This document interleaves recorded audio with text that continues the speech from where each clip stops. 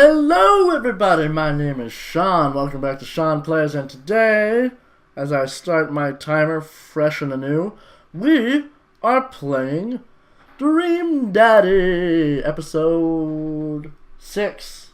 Yes, episode 6 is what we're recording today, and probably a couple more. But here we go. It's back on the track. We're about to go check out the Dadbook. Aren't we all excited? I do have dads. I've got so many dads. 1, 2, 3, 4, 5. Who should I message first, guys? Who do you think? What do you think? Craig's my bro. Craig's my bro. Maybe I should go with Joseph. Maybe message Joseph, see how he's doing since the cookout. That was fun. I could check in with Matt. I bet he's got more banana bread. Bet that would be awesome. Hugo does seem intellectual and wise, though. Damien's all dark and brooding. I'm gonna go with Craig. I'm gonna go with my boy Craig. Alright, let's check out Craig's page. Let's see here. Dad of 3, business entrepreneur, and fitness enthusiast. Juggling work, family, and fitness is a tough gig, but someone's got to do it. On a Friday night, you're most likely to get one last good cardio session in. One thing you take you to on desert island, a box of energy bars. What are your turn-ons? A sub 6-minute mile. Beer pong world champion? Yeah. Buddy cop movies forever.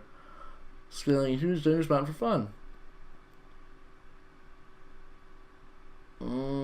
I don't know that I want to, be with someone who's all like, fitness! Check out Damien. How do you do? My father decided to join this information superhighway. I'm not entirely sure how this works, but I will try my best to understand.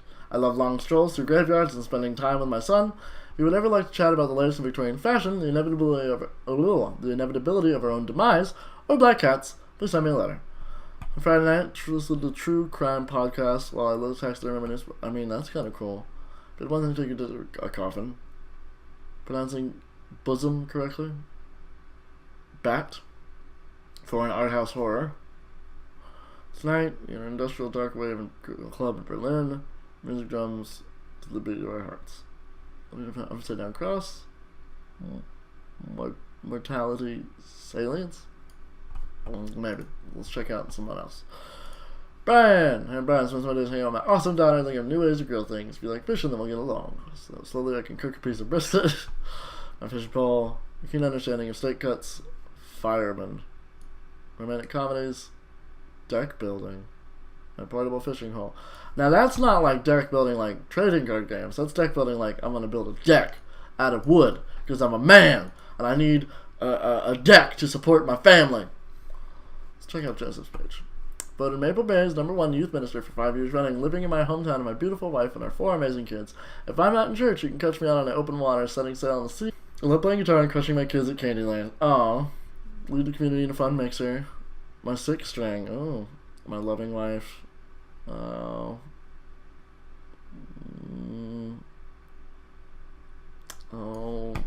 I like him, but I don't want to take him away from his wife, because this is a dating simulator. Let's check out Hugo. Middle school teacher, high school teacher, writer, scholarly articles on 18th century literature and for various esteemed publications. If you're on here to tell me that my son put a cherry bomb in your trash, I know and I'm sorry.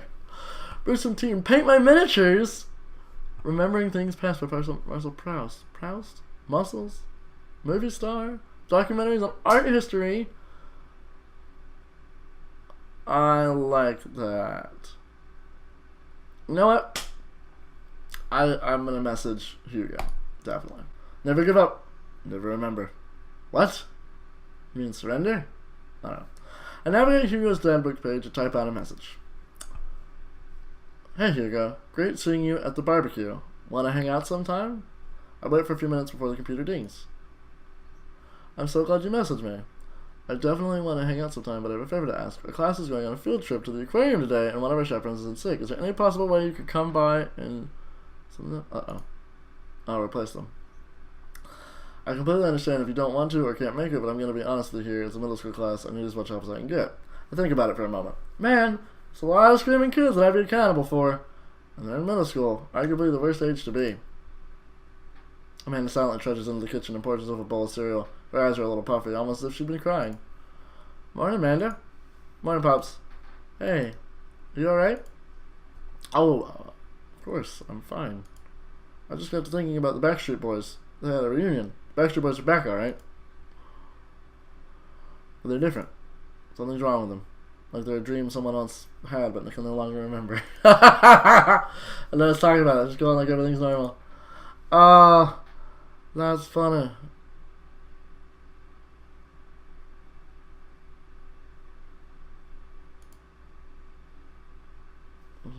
They're popular, but acts that they don't like their music. In a few decades, their songs will be considered classics. It's just the way the world works. Beatles were once a hot new boy band, you know. So, do fathers just lose their dad license if they don't mention the Beatles at least once a month? Yes. The mentions of Rush or Billy Joel are acceptable in a pinch. Choose something. Hey, how was middle school for you?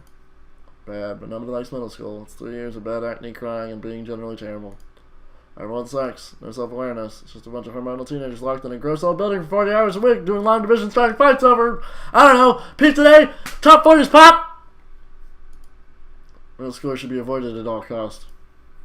What was your middle school experience like? I thought it was fine. Nothing really out of the ordinary for me. I had friends who... Oh no, they all wronged me in some way, shape, or form. They were terrible to me. And wait, I was terrible to them too. It's all rushing back to me. Middle school was awful. I had to repress it for so long. Dad, we just have a breakthrough? I think we did. See? Middle schools are reprehensible. Reprehensible.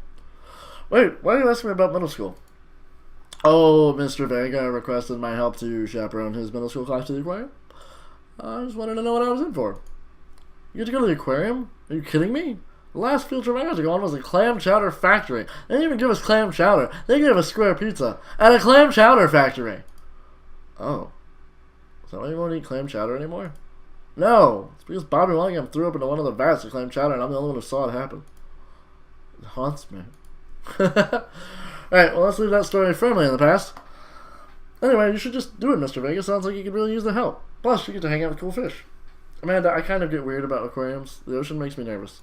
What? Are you worried that like a whale's gonna pop out of the touch tank and swallow you whole? Don't you put fear in my heart.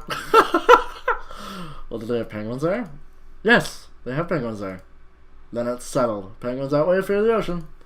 I sit back down at the computer and let Hugo know that I'm available. He tells me to meet him at the aquarium and gives me the address. I grab my keys and kiss Amanda on the forehead before I head out.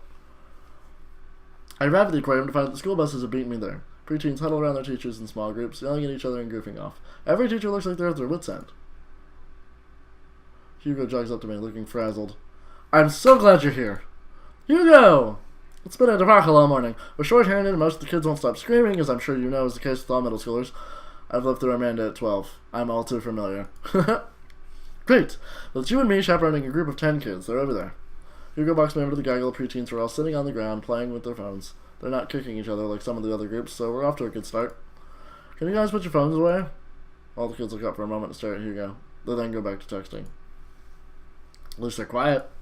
Too quiet. These guys are up to something. I can feel it. There's no way. They're too busy thinking about not getting food stuck in their braces to pull any stunts. It's middle school, after all. We'll see. Classes start filing into the aquarium, and Hugo hands out massive stapled packets of paper to each kid. These are due at the end of the field trip. Yes, this will be for a grade, and no, you can't borrow a pencil. The kids collectively groan and grab the sheets from Hugo. What's in the packet? Honestly, it's just busy work so the teachers can have a moment's reprieve. I think one of the questions asked them to sit quietly for 10 minutes to think about the Great Barrier Reef. Teacher hacks. I like that. Wait, I thought you were an English teacher. What does the aquarium have to do with books? We just did a unit on the old man in the sea. Nothing quite like introducing kids to the futile perseverance of the human spirit by making them pet stingrays. Gives us time to check out some of the exhibits as well. Come on, they have a phenomenal selection of tropical fish. While the kids sit on the floor and pretend to do their assignments while they text, Hugo and I wander over to a large tank filled with brightly colored fish. Hugo points to a brown and white fish with long spines. That right there is a lionfish. Did you know that their stomachs can expand up to 30 times in size? I did not, actually. Whoa. Their spines are venomous, too. Nature is hardcore. You think that's bad? Take a look at this one over here. Hugo points to a spiny, grumpy-looking fish hanging out near the bottom of the tank. That's a stonefish, the most venomous fish in the world. And they're just like, keep it here? Well, they're relatively harmless as long as you don't step on them. What happens if you step on them? Tissue necrosis. Ooh. Cool. Nature's wild. Man, Hugo seems to know a lot about fish. I feel the overwhelming need to impress him. Hey, see that fish over there? That one? Yeah, that's the...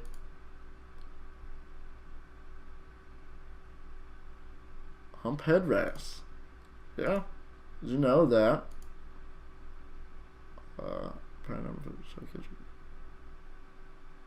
Gigantic fish area. This is the only species of fish known to develop clinical depression. Wait, are you serious? Absolutely not. I'm playing for the gang here. Ah, good one. Oh, you liked it! We'll lead the kids to another room. Sharks, sea turtles, eels, and other marine life swim around in a massive floor-to-ceiling aquarium. Kids begin trying to take selfies with the sharks. Hugo leaves my side to separate two kids who started fighting over a Capri Sun. I walk around the room, reading the tiny little blurbs about different fish swimming inside the enclosure. After a while, I look around and see Hugo again. He's gazing up at the aquarium in childlike wonder. The ripples in the water cast blue moving shadows across his face. For someone who's surrounded by angry hormonal preteens, he looks completely peaceful. He looks really cute in this light. I hope he doesn't notice me staring. Wow.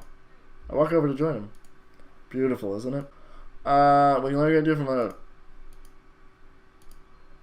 Ooh, we really like that. It's a very astute point, Sean. We stand together for a moment, admiring the 200 of the marine life. Okay. We eventually make our way to the touch tank room, which seems to be the only thing the kids are actually interested in. The tank is filled with a variety of horseshoe crabs, sea urchins, stingrays, and small fish. I stand around the edge of the tank and keep a right distance away from the sea life. Who knows what kind of nefarious plans those horseshoe crabs have for any well-moisturized hands.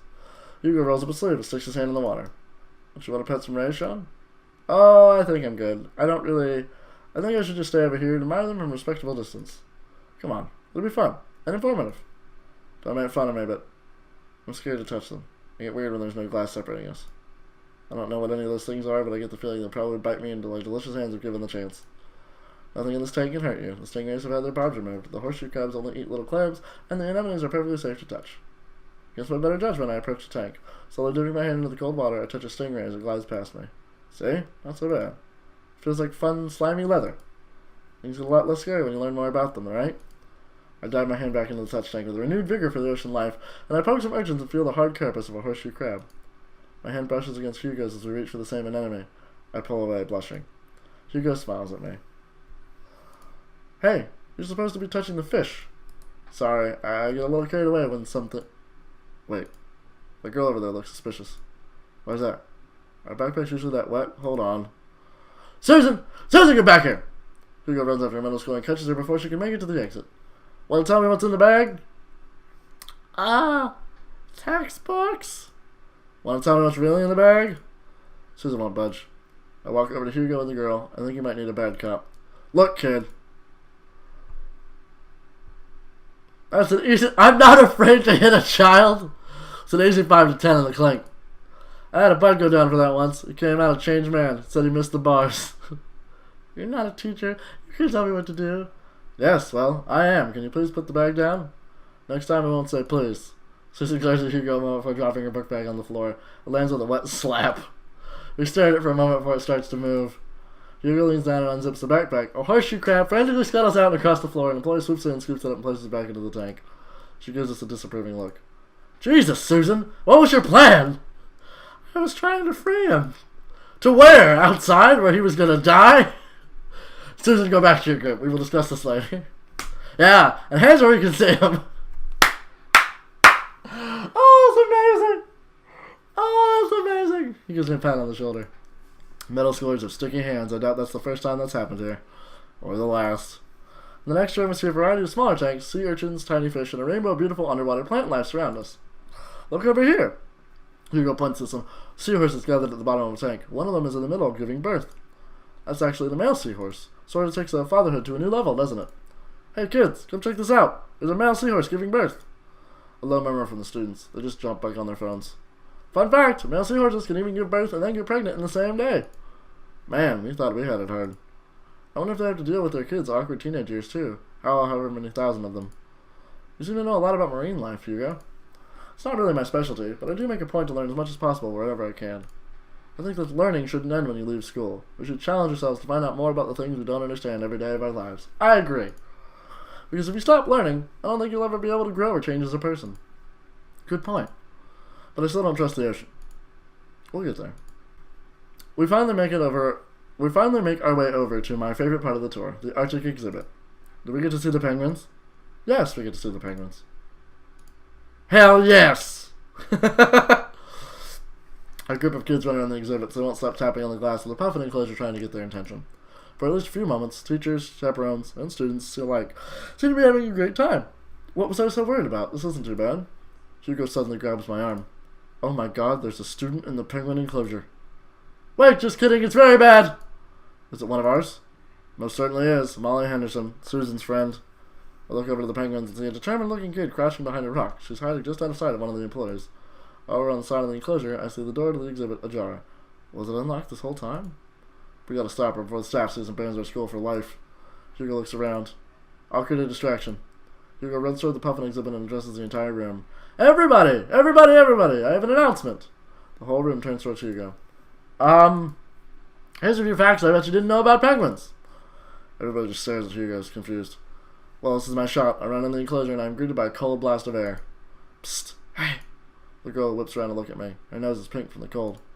You can't be in here. Neither can you. I try to walk over to the girl, but the ground is so icy that I just end up slipping. I catch myself before I hit the ground, but the girl still laughs at me. Contrary to popular belief, penguins are birds. Birds are traditionally known to fly, but penguins cannot. So I can understand confusion when we're discussing the birdness of penguins. The crowd is somehow still enraptured. Kid, what are you even doing? I'm letting the penguins go. They deserve freedom. Where are they even going to go? They're going to live in my closet. Look, I just don't even have time to argue about this. We got to get out of here. Not until I save a penguin. Little known fact is that penguins only live in cold climates. With some exceptions. So they don't all live in cold climates if you're splitting hairs here. Did I mention that they don't fly? The crowd is starting to lose interest. I'm running out of time. Lay down the law, try to relate to her. I think back to the time I released all the feeder mice from the pet store. It was a bad disaster. I was 6, but it was a disaster. Molly, you know, life can be cruel. Money. Give me money. I will give you $20 right now if you leave with me. Well, thanks for a second. Okay, well, give it to me right now. I reach in my pocket and pull out everything I have, examining each bill. Okay, well, I have $12 and some change. Also, there's a button here. Is that enough? Pay me that later, we have a deal. Remove this shake on our arrangement before I suddenly realize there's a wave of penguins on their way out of the enclosure. We're gonna have to block these birds. Oh, man. Oh. What? This is amazing!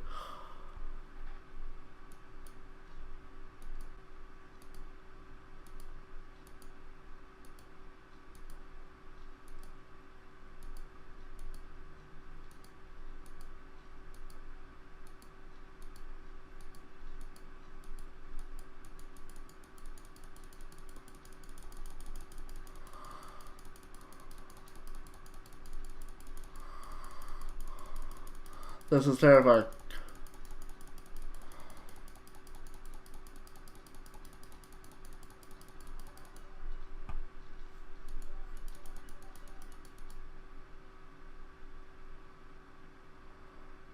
Well, dang it. Let one penguin escape. 2! Yeah! Alright, not awful. I don't think. Maybe. Alright. Oh, glad that's over just in time. And 2, looks like Hugo's wrapping up the diversionary penguin speech. And that's why I think that penguins are one of the best animals in the world. Few people let his clap out of a sense of duty. Everybody just starts dispersing. Hugo spots us from across the way and runs over. Molly, what were you doing in there? I was liberating animals, Mr. Vega. You realize that the penguins can only survive in Arctic temperatures, right? You wouldn't have had a dead penguin on your hands. Well, it was the thought that counts. No, Molly, it wasn't. Molly turns to me. You owe me $8. What? I'll pay you later, kid. Molly runs off towards Susan and is supposed to compare the animal thief notes. You're not off the hook, Molly. Sean, did you just bribe a child? You can't play by the rules when there's penguins on the line.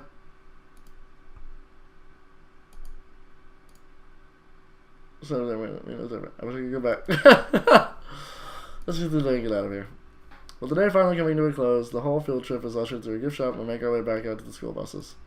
As we leave the aquarium and the kids load onto the buses, Hugo pulls me aside. Hey, Sean, thank you so much for helping out today. You're a lifesaver. It was no problem. It was actually kind of fun. Let me take you out next time to make it up to you. You like cheese boards? I love cheese boards! There's nothing more satisfying than a great cheese board. Great, we're gonna make sure kids don't steal anything else. See you around. I walk inside and find the house empty. I think that's where we'll leave it for right now. Thank you so much for watching. Who knows We might still pursue Hugo. This was great. I like the penguin game. It was really cool. Please like, comment, subscribe if you enjoyed this content. Check out our Discord. Check out our Patreon. If you feel so inclined, give a little bit here and there. And as always, thank you so much for watching. It truly does mean the world to us. We'll catch you next time. Bye-bye!